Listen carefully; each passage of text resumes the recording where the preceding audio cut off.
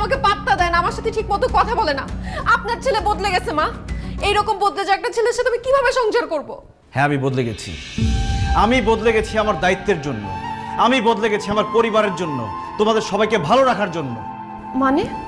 আখি, তুমি সবসময় আমাকে বলো বিয়ের আগে সারাক্ষণ আমি তোমার পিছন পিছন ঘুরতাম, তোমাকে দেখার জন্য চোরের মতো তোমাদের বাসায় পর্যন্ত গিয়েছি। আর বিয়ের পর মানে এখন কেন তোমার সাথে আমি আগের মতোই পাগলামিটা করছি না? বিয়ের আগে আমি শুধু একজন প্রেমিক ছিলাম, আমার কোনো দায়িত্ব ছিল না, অফিস ছিল না, বস ছিল না, বাসা ভাড়া ছিল না, বউ ছিল না, এমনকি বাবা মায়ের চিকিৎসার খরচ পর্যন্ত চালাতে হতো না। আমার পৃথিবীতে ছিল শুধু তুমি আর তুমি। তাই শুধু তোমাকে দেখতে চাইতাম, তোমার পিছন পিছন ঘুরতাম, তোমার জন্য পাগল হয়ে যেতাম। বিয়ের আগে তুমি শুধু আমার প্রেমিকা ছিলে, তোমার জন্য আমার এক্সট্রা কোনো খরচ করতে হতো না। কিন্তু বিয়ের পর তো তুমি আমার বউ, তোমার ভরণ পোষণ, তোমার দায়িত্ব, তোমার থাকা খাওয়া সব কিছুর দায়িত্ব আমাকে নিতে হচ্ছে। আমাদের বাসা ভাড়াটা এখন আমাকে দিতে হয়, আমার বাবা মায়ের চিকিৎসার খরচ আমাকে দিতে হয়। আর এই সংসারের পুরো দায়িত্বই তো এখন আমার।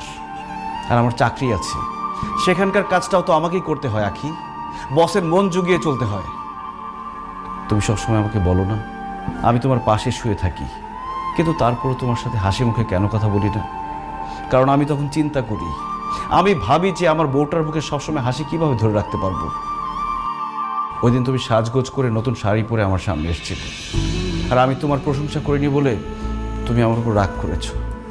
কিভাবে আমি তোমার প্রশংসা করব?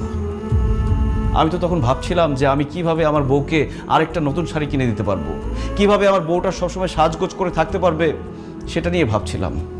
আমি প্রশংসা করতে পারিনি এই জন্য। আমি 9টা থেকে 5টা পর্যন্ত অফিস করি, মাঝে মধ্যে এক্সট্রা কাজও করি। অফিসে বসের সাথে কথা বলে, কলিগদের সাথে কথা বলার পর আর কথা বলার মতো কোনো শক্তি থাকে না আমার।